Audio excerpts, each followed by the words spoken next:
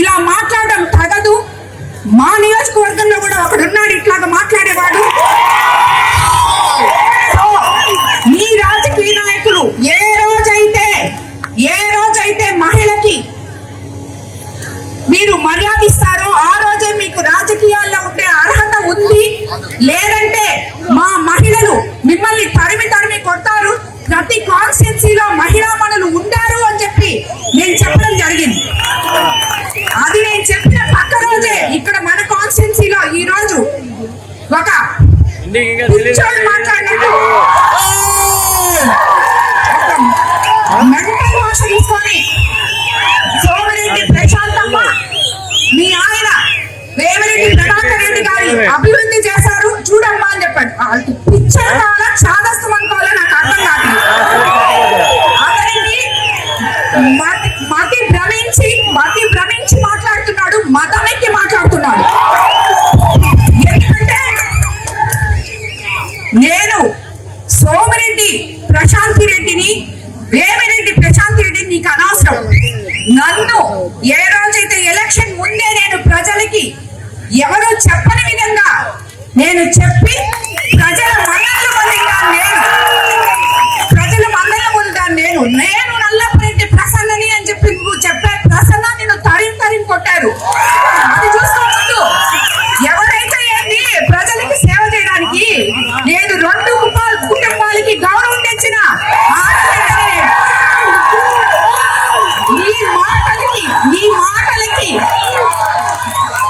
నీ మాటలకి ఎనకపోతాం అనుకుంటున్నారేమో మీరు. పదే చెప్తున్నా, ఇలా మాట్లాడితే వెనకడికి వేసేది లేదు, నిన్ను వదిలిపెట్టేది లేదు. నువ్వు చేసిన అవినీతి అంతా ఇంత కాదు. ముందు దాని గురించి చూసుకో. నువ్వేమేం చేస్తున్నావో ఏమేం తప్పులు చేస్తున్నావో చూసుకో. నేను అది చేశాను ఇది చేశాను. ఏం చేసావు నువ్వు? చేసినప్పుడల్లా ప్రతి దాంట్లో నీ కమిషన్ కోసం చేస్తావు. నువ్వు ఏ పని చేసినా దాంట్లో నీకు వాటా ఉండదు. ఇంతెందుకు, ఇప్పుడు పంచేలో అక్కడ వాటర్ ప్లాంట్ ఉంది ఆల్రెడీ. ఆడ 4 ఇళ్ళు ఉన్నాయి.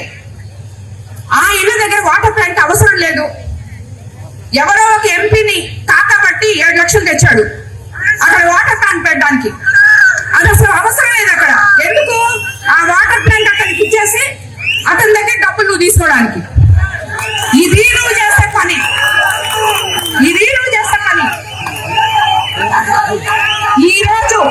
ఈ రోజు నీ దగ్గర ఉన్న ప్రతి నాయకుడు నా దగ్గరకు వచ్చి చెప్తున్నారు, అమ్మా నువ్వు ఎప్పుడు మమ్మల్ని చేర్చుకుంటావు?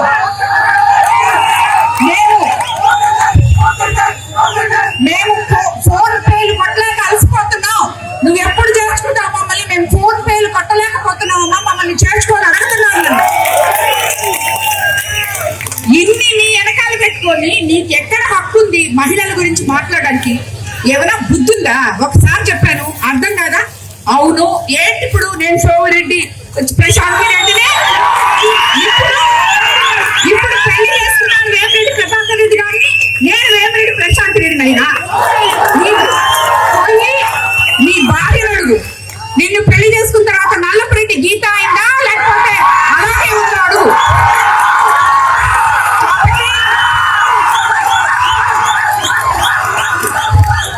ఇలాంటి చాటావాతాగాని రాజకీయాలు ఇక్కడ చేయొద్దు. నీ చరిత్ర అయిపోయింది. ప్రసన్నానికి ఇప్పుడే చెప్తున్నా,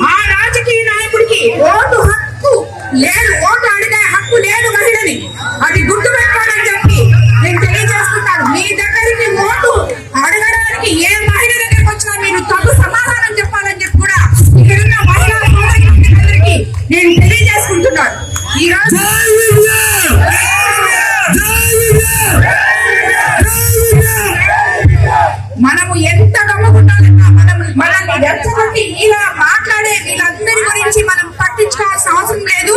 వీళ్ళ గురించి అసలు వాళ్ళ ఒక మనుషులుగా మనం లెక్క కూడా ఇవ్వలేదు. ఈ రోజు మనం ఇదంతా మాట్లాడినందుకు, ఈ మహిళలందరూ నా పక్కన ఉన్నందుకు ఇది అక్షరాల సత్యము. అతను మళ్ళీ ఇంకా ఎమ్మెల్యే, మాజీ ఎమ్మెల్యేగానే జీవితాంతం మిగిలిపోవాల్సిందే అనే దానికి ఆ భగవంతుడు ఆశిస్తే ఈ వర్షమే కారణమని చెప్పి తెలియజేసుకుంటున్నాను. ఇలాంటి నాయకులు, మహిళలని విమర్శించే నాయకులు ఉన్నంత వరకు ఏ మహిళ కూడా నాయకుడికి ఓటు వేయకూడదు అని చెప్పి విచ్చేసిన మీడియా మిత్రులకు కూడా తెలియజేసుకుంటాను. ఎవరన్నా మహిళల్ని విమర్శించి మిమ్మల్ని పిలిస్తే దాన్ని హైలైట్ చేసి మీరు కూడా చూపిపాకండి. అది గుర్తుపెట్టుకోండి. మీడియా మిత్రులు కూడా ఎవరైనా కూడా మహిళల్ని విమర్శిస్తూ మిమ్మల్ని పిలిచి ప్రెస్ మీట్లు పెడితే, ఈ రోజు ఆయన ప్రెస్ స్టేషన్ లో మైక్ ఇసిరేస్తున్నాడు, ఆ మాత్రం మీరు కూడా మైకులు అక్కడ ఇసిరేసేసి వచ్చేయండి. ఏ నాయకుడైనా మహిళలను పిలిచి మీ దగ్గర నుంచే మొదలవ్వాలి, విలేకరుల దగ్గర నుంచే మొదలవ్వాలి. ఏం మాట్లాడతారయ్యా మీరు అని ఒక్క మాట మీలో ఒక విలేకరు అడగండి, దానికి సమాధానం ఉండదు వాళ్ళ దగ్గర. అలాంటి నాయకులు ప్రెస్ మీట్లు అవసరం లేదు, వాటిని హైలైట్ చేసి మీరు దాని గురించి థంబ్నెయిల్స్ పెట్టక్కర్లేదు. అది గుర్తుపెట్టుకోండి. అంతేగాని ఎలక్షన్ ముందు అంటే అతను ఇది చేయకుండా నేను ఊర్లోకి రాను అని చెప్పాడు. ఓట్ల కోసం ఒక టెంకాయ కొట్టాడు, చేయలే. మనం చేస్తాం దాన్ని. ఈ రోజు మనం చేస్తున్నాం. పనులు చేయడం అంటే చేసి ప్రజలకి అంకితం ఇయ్యడం. టెంకాయలు కొట్టేసి కమిషన్లు తీసుకోగానే పనులు అయిపోవు. అది గుర్తుపెట్టుకోవాలని చెప్పి నేను తెలియజేసుకుంటాను.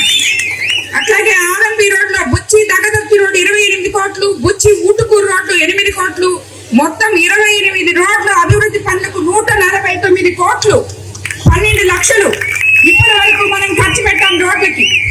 అలాగే ఇరిగేషన్ లో పాలెం కాజువే కోసం 93 కోట్లు, 32 లక్షలు, దాదాపు 40% పనులు పూర్తయ్యాయి.